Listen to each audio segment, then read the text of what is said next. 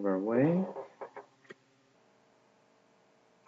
Part A is just a straightforward common denominator. I see a little typo right here. And then part B, if we just substitute in what this equals, so substitute that in, and I'll just mention one word and move on.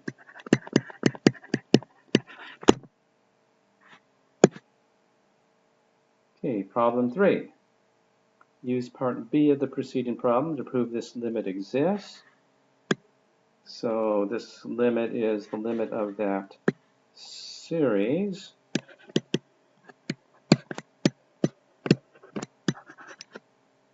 And what was that series? Negative 1 to the k plus 1,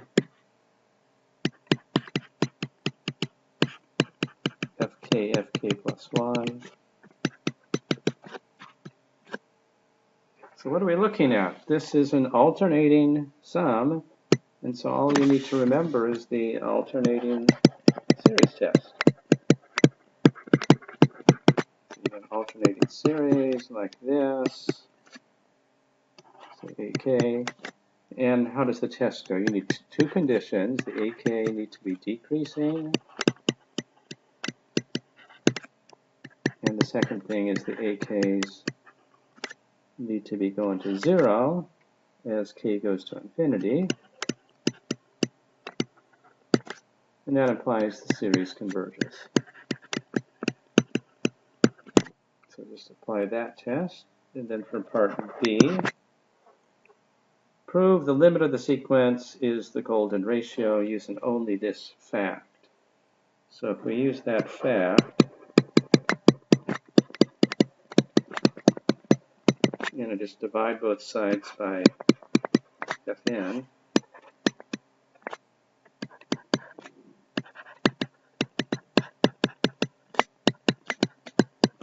one plus, and look at what we get over here.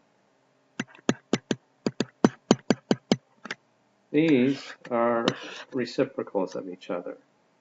And so just call this limit L up here and solve for L. Take the limit of both sides and solve for L, and we should get the golden ratio, which I see a typo right there. Square root of 5 plus 1 over 2. Need to go back and correct those. Okay, number 4. Use this matrix and formula for a geometric sum. So A and B are very similar, so let's just look at this one right here. And so we have to keep in mind our formula for the a to the n power being Fn minus 1, Fn plus 1. That. So if we, instead of looking at this, we look at this sum here,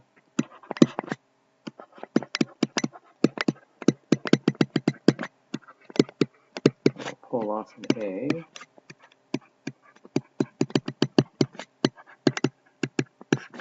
And the 1 is the I is the identity matrix. And then normally when we write a geometric sum, we would go like this. Of course, that's an abuse of notation. Abusive notation. But it helps us remember how this works. What are we really looking at there? You're talking about the inverse of some matrix in the denominator. So you have A minus I inverse times A to the n minus I, like that. And now just calculate it. You know how to find the inverse of a 2 by 2 matrix. So you just calculate that and then just multiply it out. And you should get something where this term here is going to pop up. And so you just paste it together. And then look at the left side. The left side, you will have a matrix with Let's just focus on its entry up here. You'll have an F1 up there. And when you square it, you'll have the F2.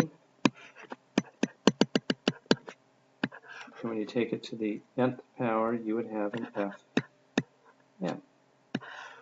So if we just follow what's going on in the upper right corner when I add these matrices, we will get the sum of the Fibonacci numbers. And you can probably focus on any one of the entries, but that one is an example. Problem 5. What's the sum of the Fibonacci numbers appearing in one cycle mod m? So we've got F0, F1, F2, Fk minus 1, and then Fk. So let's say the Pisano period is K. So at this point, Fk equals F0, etc., etc.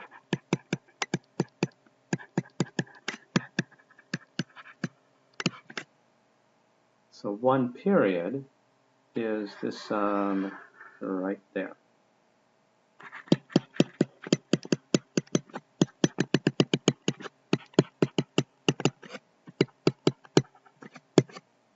Mod m. And I don't think, unless you haven't looked at problem 4, it's time now to look at problem 4 because there is a formula for the sum of consecutive Fibonacci numbers. So if you just come back to problem 4, this one should come out really quick. Number 6. Show that if P is a prime with P congruent to plus or minus 1 mod 5, then P is a divisor of Fp minus 1. Okay, so this should suggest the theorem we did on the Pisano periods. So I said if P is congruent to plus or minus 1 mod 5, then pi of P is the divisor of P minus 1.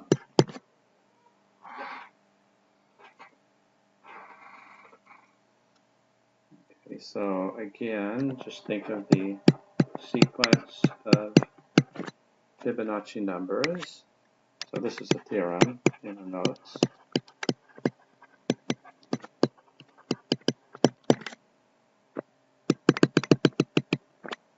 And you get out here where you hit Fk. So K is, let's say, the Pisano period. All right. So what can we say?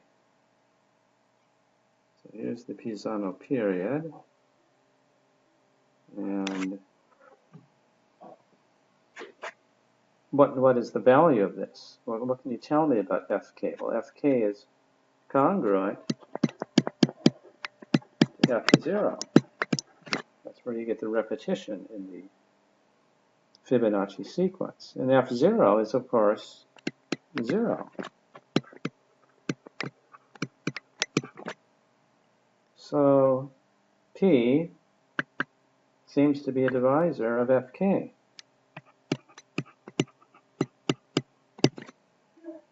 Okay, now there's two ways you can proceed. You can either think about periodicity, or you could use this fact that if d divides n, then the dth Fibonacci number divides the nth Fibonacci number. So put those two things together. And then there's a similar argument for the P congruent to plus or minus 3 mod 5. Let's see, part B. Prove that every prime is a divisor of infinitely many. And it's the same thing. You can either use the periodicity again, or this fact here. It should just pop out immediately. Zeckendorf's theorem is very interesting. Every positive integer can be uniquely expressed as a sum of distinct Fibonacci numbers, no two of which are consecutive. And of course, it's obvious why we don't want them consecutive. If you had two consecutive numbers, you would combine them and get the next number in the list. Okay, so there's an existence and uniqueness part to this. So we're going to use the strong form of induction.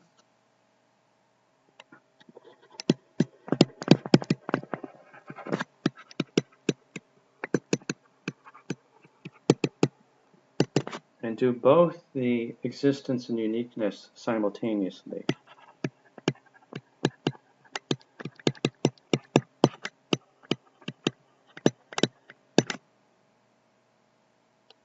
Okay, so well, you can get yourself going on a base case. So the inductive assumption that we're really going to focus on is this. We suppose the statement is true for all positive integers smaller than n. Suppose true.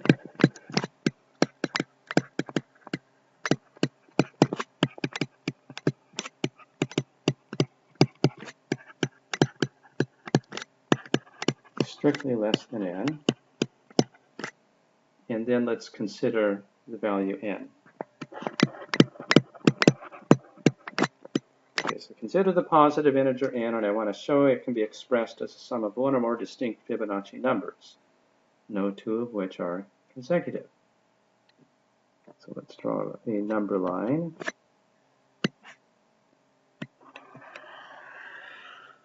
Like this.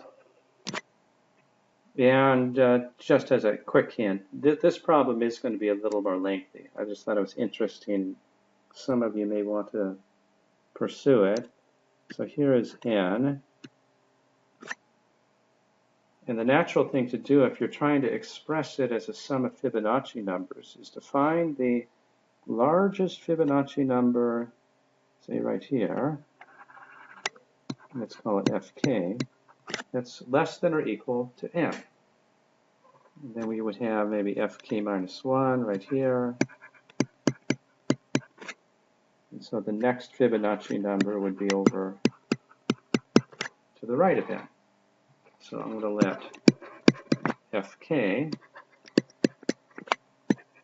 be largest Fibonacci number less than or equal to n. And I'll consider two cases. The first case is where fk is strictly less than n. And then we'll look at this little difference here. Let's call that m. So let's let m be n minus fk. And note that's strictly less than fk plus 1 minus fk. But what does that equal? That's fk minus 1. That's the recurrence relation for the Fibonacci sequence. So this difference m is strictly smaller than fk minus 1. So by induction assumption,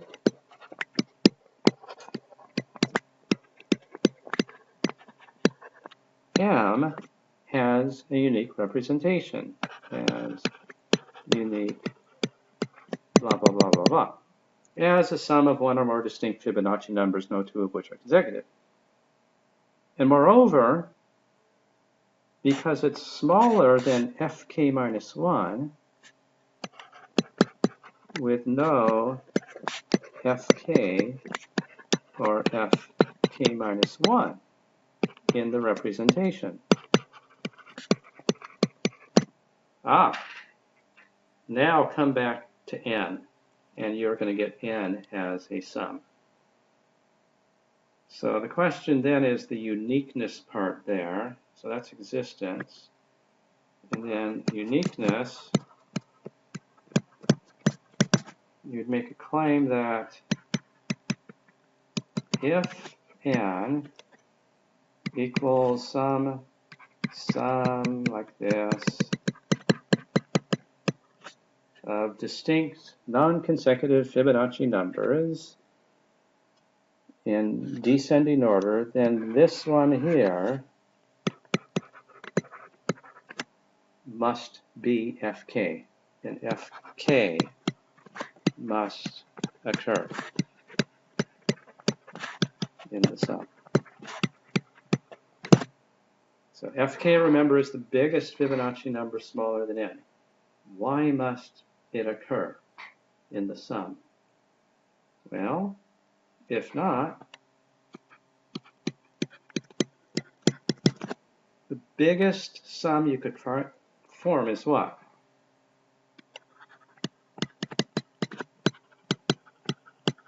Biggest sum of non-consecutive Fibonacci numbers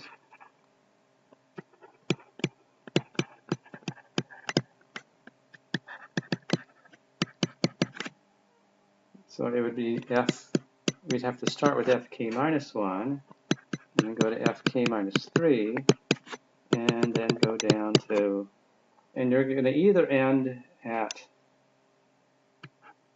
what? F2, so I would end there if k minus 1 is even.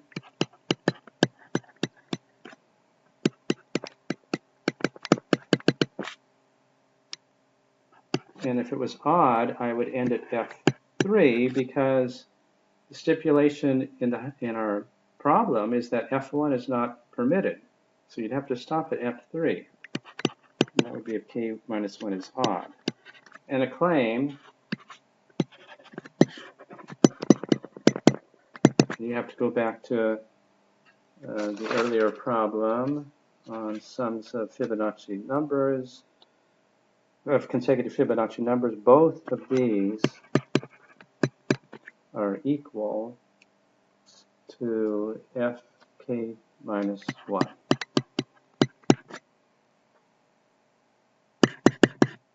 I get a contradiction. Okay, I think I've said enough on that one.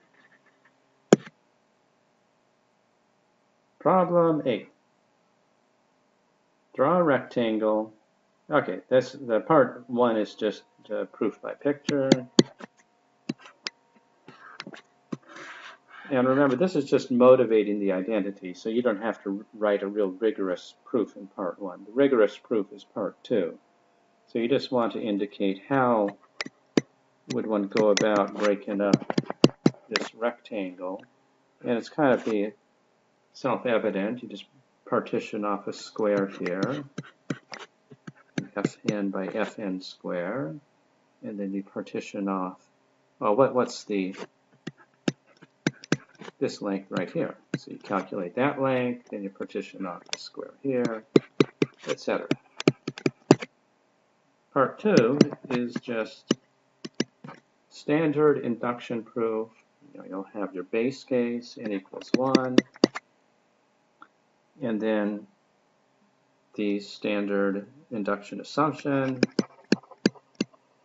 I don't think there's any fancy thing going on. Assume true for n. So you'd have this statement is true, and then you would add an Fn+1 squared to both sides, and it should be pretty standard induction proof. So I can talk to you more about that if you need more experience. I think in the appendix to the notes, I've got some standard induction proofs if you need to review that concept. Fibonacci number test. Okay, a quick warning on this.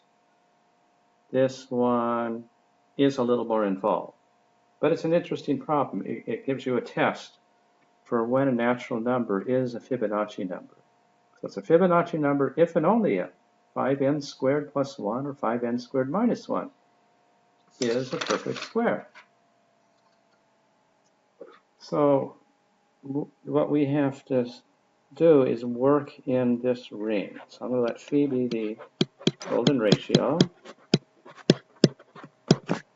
and I'm going to work in z phi, which is the set of all linear combinations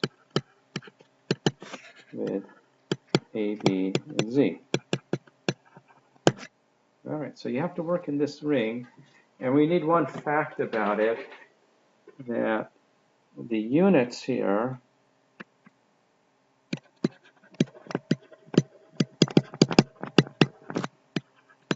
in Z phi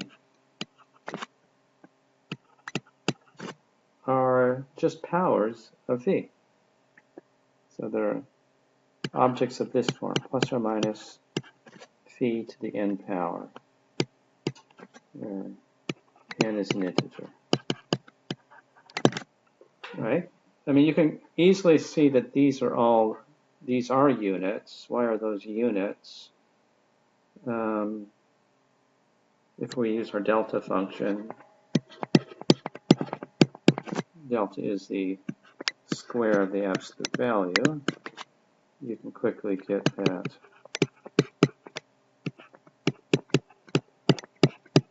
This thing right here, it's 1 minus 5 over 4, is negative 1.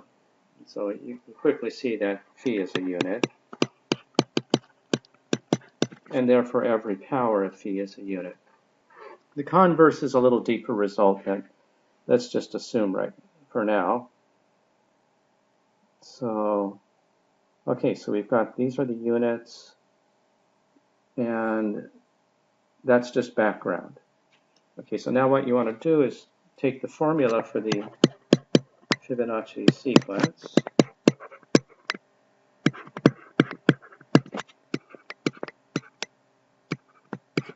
and let me write phi bar for the conjugate quantity 1 minus root 5 over 2. It's not the complex conjugate, but that notation is easier to work with. And notice that phi times phi bar is the constant term in the quadratic. That's equal to negative 1, or you can just multiply it out. And so this is 1 over root 5 phi to the n minus 1 over phi to the n with a negative sign.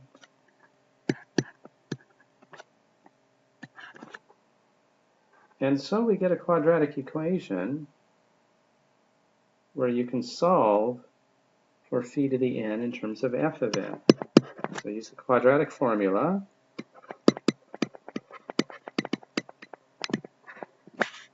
And you get that phi to the n power is negative root 5 Fn plus or minus square root of 5 Fn squared minus 4 times negative 1 to the n all over 2. And now you're seeing that test right here, that 5n squared plus 1, or 5n squared minus 1. I've got a 4 here. We want that 4. Let me see. Ah, that was a typo again. Typo. Okay. Hopefully, whatever version you're looking at, I can put in those corrections. So now you're seeing the connection here between this answer and this thing underneath here. Well, okay, so there's two directions then. On the one hand, we are trying to show that if n is a Fibonacci number, then this is a perfect square right here. So now you go ahead and consider the directions explicitly. We want to show that this quantity underneath here is a perfect square.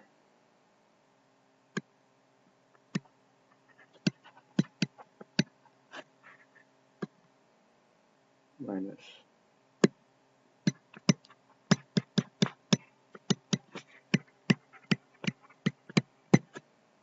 this is a perfect square. So what you do is you say, well, this is equal to phi to the n power. Now, phi to the n power is an element of z phi. So phi to the n power is the element of ZP. So let's say phi to the n power equals the a plus b phi,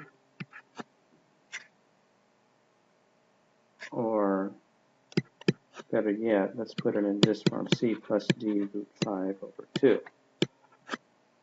for some integers c and d. And now set this equal to this thing right here. So on the left-hand side, you're going to have c plus d root 5 over 2 equals that. Do some simplification and prove to me that this has to be a perfect square. Okay, so that's one direction. Then for the converse,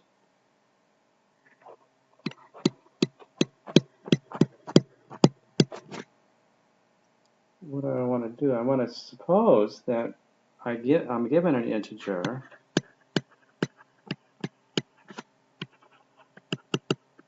such that 5m squared plus or minus 1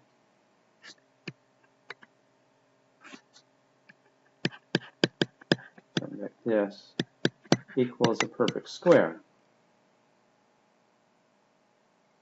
Well, if that's true, that's going to imply that your delta applied to this type of object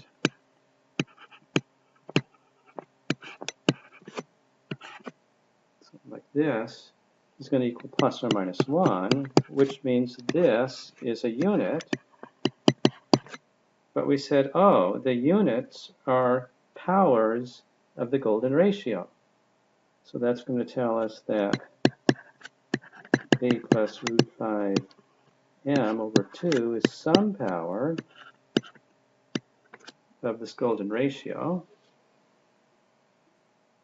And then the conjugate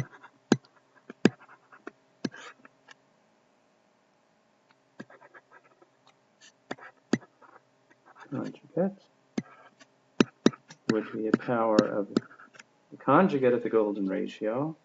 And if you add those two things together, we should be able to get a formula, solve for m, and show that it coincides with a Fibonacci number.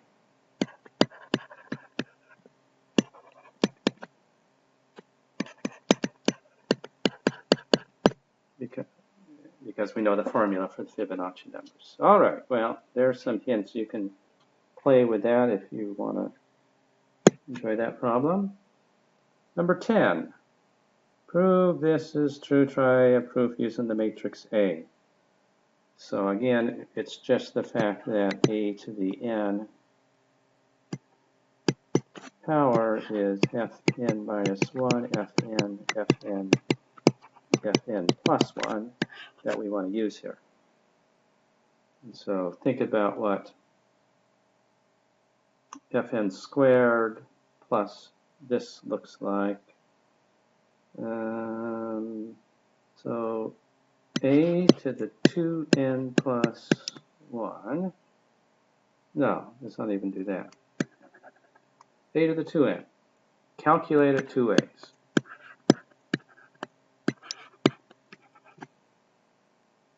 So on the one hand, use formula directly. So this equals blah, blah, blah, blah, blah. On the other hand, you can actually calculate a matrix product over here and just equate the appropriate entry. Number 11. Deduce from the previous problem that every odd-numbered Fibonacci number is the hypotenuse of a right triangle. So this would be your f2n minus 1, where the legs are 2fn fn minus 1, like that. and it's just a matter of plugging it into the Pythagorean formula. I don't think there's anything else that's going to go on, and using this relationship right here, Fn squared plus Fn minus 1 squared. So I think there's probably nothing more that I would really need to write that down. So you just show directly that when you multiply this out,